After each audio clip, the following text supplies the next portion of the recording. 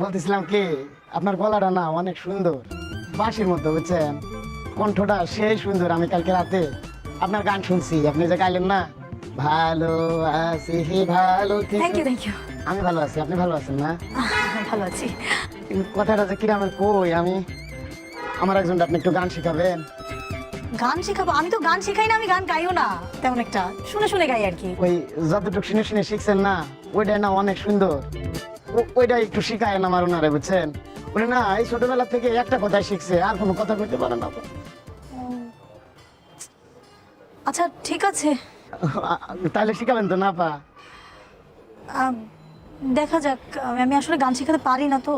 হয়েছে কি আপা, হচ্ছে আমার কলিজা, হচ্ছে আমার পরাণ, আমার পরাণের পরাণ। ও যদি আমার সাথে কথা কইতে না পারে, আমার কলিজাটা ভেঙে ছুটে যায়। আপনি যদি ওরে গান শিখান না, ও দেখবেন যে আস্তে আস্তে আস্তে গান শিখে গেছে, কথা কইতে পারতেছে, তখন আমার সাথে সে কন্টিনিউ কথা বলবে, আমার দিলটা ঠান্ডা হয়ে যাবে, বুঝছেন আপা? আচ্ছা ঠিক আছে, আমি গান শেখালে যদি সে কথা বলতে পারে তাহলে আমি শেখাবো।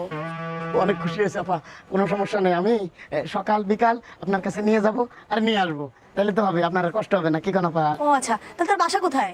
বাসা তো এটাই। কই ডাকে নিয়ে আসেন তাকে।